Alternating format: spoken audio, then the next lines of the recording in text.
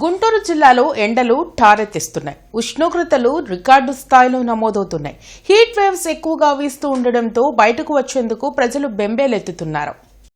వృద్ధులు, పిల్లలు వడదెబ్బకు గురవుతున్నారు. గుంటూరు జిల్లాలో 45 డిగ్రీల కంటే ఎక్కువగా ఉష్ణోగ్రతలు నమోదవుతున్నాయని, ప్రజలు తగు జాగ్రత్తలు తీసుకోవాలని విపత్తు నిర్వహణ సంస్థ హెచ్చరించింది. ప్రజలు అవసరమైతే తప్ప బయటకు రావద్దని అధికారులు సూచించారు.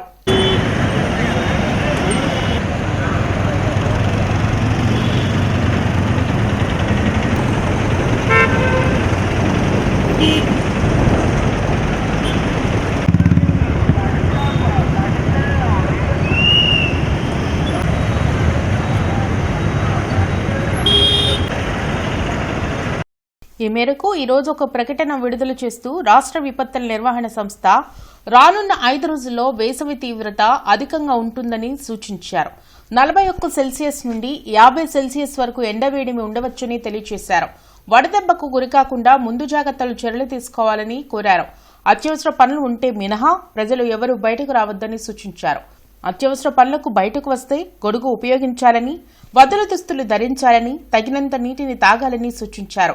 చిన్నారులు, వయసు మీరిన వారు, దీర్ఘకాలిక వ్యాధులతో బాధపడుతున్న వారు బయటకు వెళ్లకుండా కుటుంబ సభ్యులు చూడాలని చెప్పారు. డీహైడ్రేషన్ కు గురికాకుండా అన్ని ముందు జాగ్రత్త చర్యలు తీసుకోవాలని విజ్ఞప్తి చేశారు. ఎండలో బయటకు వెళ్లేటప్పుడు టోపీ, తలపాగా వంటివి ధరించాలన్నారు. చెవుల్లోకి వేడిగాలి వెళ్లకుండా జాగ్రత్త పడాలని, కళ్ల రక్షణ కోసం సన్ గ్లాసెస్ ఉపయోగించాలని అన్నారు.